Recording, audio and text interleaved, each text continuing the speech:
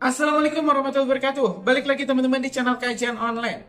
Menteri Bahlil Lahadalia kini memang sedang menjadi sorotan publik. Bukan karena pencapaian atau kinerja positifnya, tapi malah kebijakan-kebijakannya malah makin menyusahkan atau membuat rakyat susah.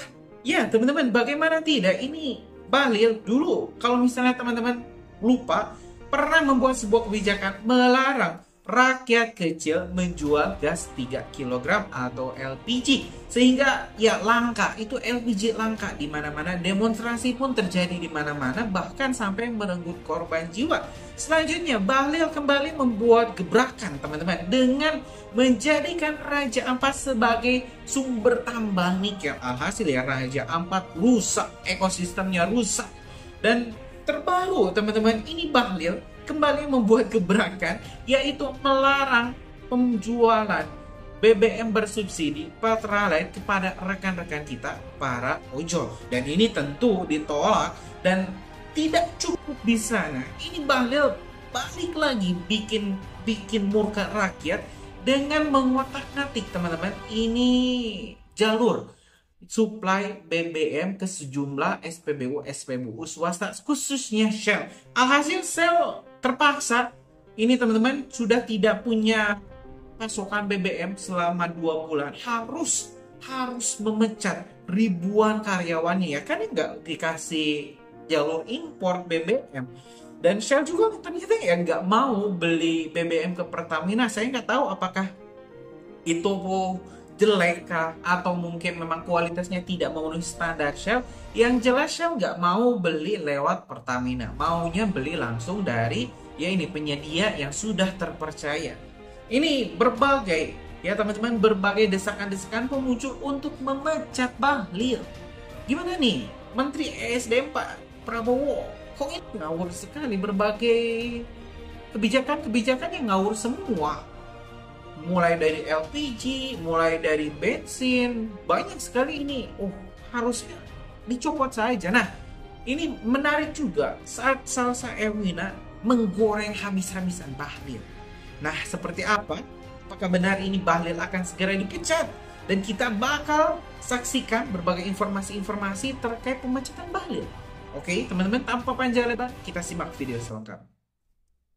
Tolong dong Pak Prabowo, apa nggak mau di reshuffle juga kementerian yang satu ini? Karena udah jelas banget loh, dalam berapa bulan aja kebijakan-kebijakannya, gebrakannya itu nyusahin masyarakat sampai ada yang kehilangan nyawa. Gebrakan-gebrakan dari Kementerian SDM di tahun ini. Dan dari banyak komen yang ditulis oleh teman-teman semua, Menteri dari Kementerian SDM, Bapak Bahlil, ini salah satu yang paling banyak disebut oleh teman-teman, dan teman-teman kayak udah pada muak banget lah sama ini. Kenapa sih? Jadi setelah aku riset, ada 3 kebijakan dalam beberapa bulan terakhir yang benar-benar membagongkan, dan gebrakannya ini benar-benar menyusahkan masyarakat, bahkan sampai menghilangkan nyawa. Yang pertama, yaitu tentang kebijakan tentang LPG. Jadi, pada tanggal 1 Februari 2025, ada kebijakan bahwa LPG itu cuma boleh didistribusikan sama distributor-distributor yang memang udah di-approve sama Pertamina. Yang terjadi adalah akhirnya muncul beberapa banyak kelangkaan dari LPG 3 kg yang sampai ada korban jiwa. Seorang 62 tahun meninggal karena kecapean saat sedang ngantri LPG. Ini udah sampai makan korban jiwa. Dan hasilnya apa? Kebijakan ini diperbaiki dan akhirnya bisa tuh lewat My Pertamina kita bisa apply gitu ya. Jadi bagian dari subpangkalan. Kenapa sih harus ada korban jiwa dulu baru kebijakannya dipikir ulang? Kenapa nggak dipikir dari awal? Ini dampaknya bisa apa kalau kelangkaan dan masyarakat butuh banget ini, dan itu jadi bahan pertimbangan untuk dilakukan atau enggak. Yang kedua, tambang di Raja Ampat. Jadi teman-teman, kita banyak banget yang protes karena kita semua cinta dengan alam Papua gitu kan. Ada 5 perusahaan tambang yang mau beroperasi dan memang akhirnya dicabut gitu izinnya. Tapi ada 1 perusahaan yang masih beroperasi, yaitu PT GAC Nickel. Nah, pada 10 Juni 2025, si kepalanya ini berkata lagi bahwa nggak apa-apa kok GAC Nickel untuk tetap beroperasi karena ini masih sesuai dengan peraturan dan masih sesuai dengan AMDAL. Padahal menurut Undang-Undang Nomor 1 Tahun 2014, itu kita dilarang melakukan pertambangan di pulau yang lebih kecil dari 2000 km persegi. Padahal pulau tempat GAC beroperasi itu cuma luasnya 60 km. Jadi harusnya menyalahi peraturan itu. Tapi sampai saat ini PT tersebut masih bisa mengeruk nikel di pulau-pulau tersebut. Yang ketiga, yang paling terbaru adalah kelangkaan BBM dari perusahaan-perusahaan swasta. Ini juga membagongkan banget, karena sebenarnya ini kebijakan yang buruk banget, karena berpotensi untuk menghilangkan lapangan pekerjaan bagi ribuan karyawan-karyawan. Karena secara logika saat perusahaan yang orientasinya adalah profit, mereka nggak bisa beroperasi, nggak bisa jualan, gara-gara ini akhirnya mau dikemanakan karyawannya. Dan direspon sama dia, nggak boleh ya melakukan PHK, laku gaslighting. Yang melakukan kesalahan dia, malah perusahaannya disuruh nggak boleh PHK, dia mau bayarin emangnya kerugiannya.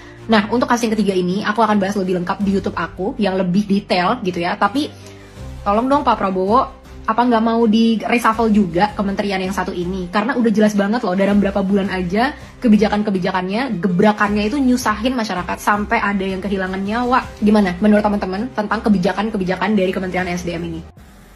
Saya punya keyakinan dia lebih baik daripada saya.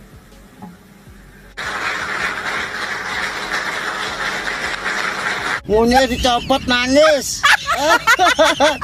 Balil gayamu pakai meneteskan air mata. Yo alah, kita ini meneteskan air mata bahagia, dirimu itu dicopot. Alhamdulillahirobbilalamin. Ya Allah. Ya, apa yang diminta rakyat selama ini keturutan. Karena apa? Karena kebijakanmu itu kontroversi dari awal menjabat, Bahlil. Ya Allah, alhamdulillah. Ini yang tak impi-impikan nih, Bahlil copot ini. Ngapa enggak dari dulu ini? Kayak saya sekarang lagi masak, Pak. Saya tinggal demi gas. Iya. Kita ya nih Bapak. Bukan masalah antri gasnya. Anak kami lapar, butuh makan, butuh kehidupan, Pak. Oke, Bapak ya. Logika berjalan dong, Pak. Iya. Udah ya. Akal saya kami berjalan, Pak. Udah ya. Udah dialog.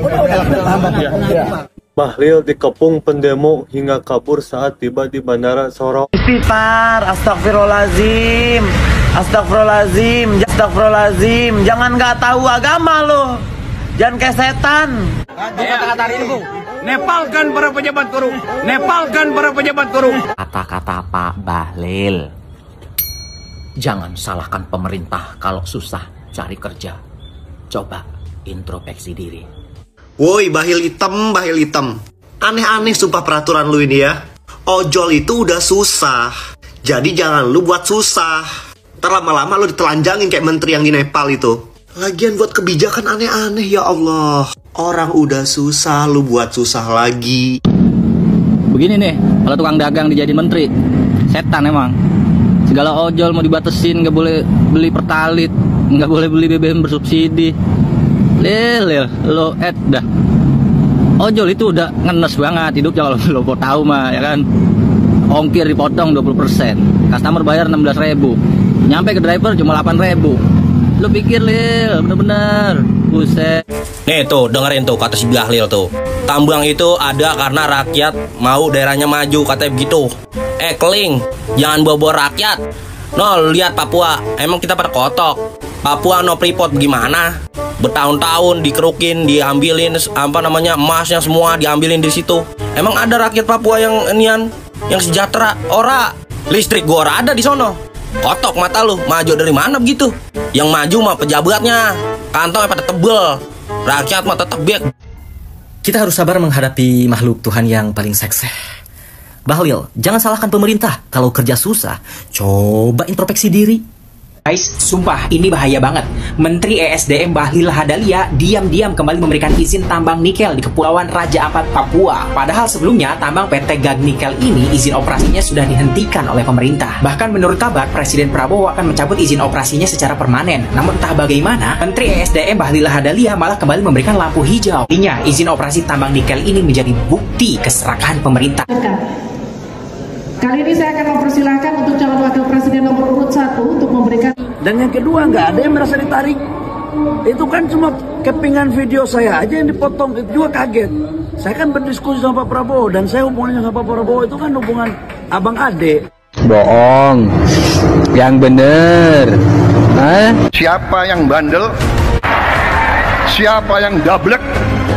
Siapa yang tidak mau ikut dengan aliran besar ini, dengan tuntutan rakyat, pemerintah yang bersih, siapa yang tidak patuh? Saya akan tidak. Menteri Bahlil berulah lagi, katanya kalau banyak angka pengangguran itu jangan salin pemerintah, tapi rakyat kita disuruh introspeksi diri. Ternyata kunci cari kerja itu bukan skill, bukan link, bukan lowongan pekerjaan, tapi perasaan rasa bersalah. Menurut Pak Menteri Bahlil, kalau kamu sekarang nganggur, kamu belum punya pekerjaan, itu bukan berarti lapangan pekerjaannya nggak ada, tapi karena kamu yang belum ngaca. Tanya jangan kufur nikmat. Padahal menurut data BPS ya, nih menurut data BPS langsung ya, tingkat pengangguran kita itu masih 4,76%. Tapi tenang, itu kan hanya statistika menurut mereka. Itu kan hanya angka menurut Pak Bahlil. Itu bukan masalah struktural, tapi kalian-kalian yang kurang tahu diri. Ini kita rakyat udah nganggur disuruh introspeksi diri. Rasanya gue mau nangis tapi ntar dibilang drama. Ini parah banget sih. Menteri ESDM diprotes karena LPG langka. Malah beliau ngomong kalau satu orang jangan beli banyak-banyak. Masyarakat akhirnya geram. Bahkan ada satu video yang beredar. Beliau disemprot langsung oleh rakyat yang geram karena LPG langka. Saya sekarang lagi masak, Pak. Saya tinggal demi gas. Yap, Menteri Bahlil baru-baru ini jadi sorotan karena kelangkaan tabung gas di banyak daerah di Indonesia. Hal ini buntut dari kebijakan pemerintah terkait dengan tidak diperbolehkan lagi para pengecer untuk menjual LPG 3 kg. Sehingga yang boleh menjual hanya pangkalan resmi. Sayangnya pangkalan resmi di banyak daerah jaraknya jauh dan tidak merata. Disitulah terjadi kelangkaan dan masyarakat harus antri subuh-subuh untuk mendapatkan LPG. Orang pinter, cuman selama ini males karena bisa naruh di tempat yang aman, nggak ngapa-ngapain, dapat spread cukup, untungnya gede. Jadi mereka setiap Sabtu Minggu. Ternyata bener, disertasi Pak Bahlil Lahadalia terbukti curang dan gelar doktornya terpaksa harus dicabut teman-teman. Sekarang beliau lagi disuruh ngulang disertasi dengan topik yang baru biar lebih transparan dan sesuai aturan. Asli, kecurigaan mahasiswa, rakyat, bahkan netizen baru terbongkar sekarang. Padahal banyak yang udah tahu dari lama loh. Iya, baru terbongkar sekarang karena waktu itu masih berupa dugaan. Meskipun emang kuat sih, tapi kan masih harus ada penyelidikan dan investigasi. Nah, setelah diselidiki ternyata benar. Dan lo tau nggak, ditemukan 4 pelanggaran dalam disertasi. Bahlil apa minta dipecat? Masa ojol dilarang pakai Pertalite? Guys, Bahlil bikin ulah. Ini orang ya banyak banget bikin masalah ya. Yang satu belum kelar bikin masalah lagi ya. Masalah kemarin ya pom bensin swasta nggak bisa impor karena dibatasin. Nah, sekarang kemudian suruh pindah ke pom bensin Pertamina. Kemudian banyak lagi peraturan segala macam ya. Motor harus 4 hari isi ulangnya, mobil 7 hari. Nah sekarang ini bikin peraturan yang baru lagi ya, ojol dilarang pakai Pertalite. Gila memang. Ojol kan termasuk UMKM, kenapa nggak bisa gitu loh? Miris banget gak sih? Harusnya yang menteri kayak gini nih yang harus di reshuffle ya, harus dipecat aja, nggak usah pakai lagi gitu kan. Pengaturan kuota BBM non subsidi oleh pemerintah. Salam APBN, ambil positif buang negatif, tonton videonya sampai habis. Gua nggak tahu apa lagi yang dilakukan oleh si Menteri ESDM ini. Gua nggak tahu lagi. Bahlul ente. Negara-negara lain kalau soal BBM, mereka itu BBM itu mudah dan murah. Sedangkan di Konoha Indonesia ini masih ribet belibet dengan kebijakan ini itu segala macam yang ujung-ujungnya blunder. Gue yakin Bapak Presiden kita, Bapak Prabowo Subianto itu ingin menaikkan derajat, ingin mensejahterakan rakyat. Tapi menteri-menteri dan pejabat-pejabatnya justru menyengsarakan rakyat. Ini aja udah kayak oposisi ya, udah kayak nggak sesuai gitu, dari atas ke bawah, atas ke bawahnya itu udah nggak sinkron gitu loh. Ini kalau kayak gini nih ya, ini lama-lama Indonesia ini bakal terjadi kayak Nepal loh kalau begini ceritanya gitu. Jangan sampai ini Menteri ESDM yang kemarin udah blunder soal gas LPG 3 kilo, sekarang blunder lagi permasalahan BBM. Jangan sampai rakyat Indonesia melakukan Nepal versi Indonesia. Jangan sampai bangsa negara Indonesia ini, negara kesatuan Republik Indonesia ini hancur berkeping-keping seperti Nepal. Artinya, jangan sampai pejabat-pejabat kita, pemerintah-pemerintah kita jatuh di tangan rakyatnya sendiri. Capek-capek Menkeu yang baru, capek-capek Pak Purbaya mau menaikkan derajat perekonomian rakyat Indonesia. Tapi di sisi lain ada salah satu menteri yang justru menyulitkan perekonomian Indonesia melalui pembatasan kuota BBM. Jujur ya, gue masih belum tahu pasti, belum paham pasti gimana sistematikanya tentang pembatasan kuota BBM ini ya. Cuman maksud gue gini, kalau sampai benar-benar pembatasan kuota ini tidak merata, tidak adil dan menyengsarakan rakyat, gue cuma mikirin orang-orang yang bekerja benar-benar mobile gitu loh, yang mobilitasnya tuh benar-benar kesana sini dan membutuhkan bensin yang lebih daripada umumnya gitu loh. Misalkan supir taksi, driver ojol, grab car, apapun itu, pokoknya yang kerjanya mobilitas tinggi gitu loh. Maksud gue gini loh, bisa nggak sih menteri-menteri kita itu berhenti membuat kegaduhan, mulai dari LPG 3 kilo, mulai dari PPATK, mulai dari sekarang lah pembatasan kuota BBM tuh, bisa nggak sih tuh menteri-menteri tuh, pejabat-pejabat tuh kayak yang benar-benar aja gitu loh, jangan blunder, jangan bikin kebijakan yang aneh-aneh, menyengsarakan rakyat, menyulitkan rakyat. Ya kalau misalkan rakyat gede, rakyat kaya raya ya terserah lah gitu kan. Katanya kan kalau orang kaya segala hal bisa diselesaikan dengan uang gitu kan. Tapi bagaimana dengan rakyat kecil? Bagaimana dengan rakyat miskin? Apakah kalian semua memikirkan itu, wahai para menteri yang terhormat?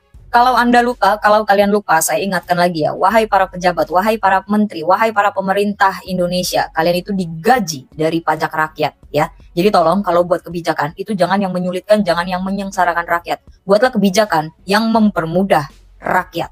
Tolonglah, emang demo yang bulan kemarin itu nggak membuat para menteri-menteri serta pejabat kita berintrospeksi diri kah? Atau gimana? Atau mau terulang lagi? Atau gimana? Ini LPG 3 kilo udah terjadi, ya kan? PPATK udah terjadi. Kemarin ada siapa tuh anggota DPR yang nantangin rakyat untuk demo 50.000 orang pun saya tidak takut dan segala macam, sudah terjadi juga. Sekarang mau lagi nih permasalahan pembatasan kuota BBM. Apa gimana sih? Kok nggak kapok-kapok sih? Kok nggak capek sih ngelawan rakyat sendiri?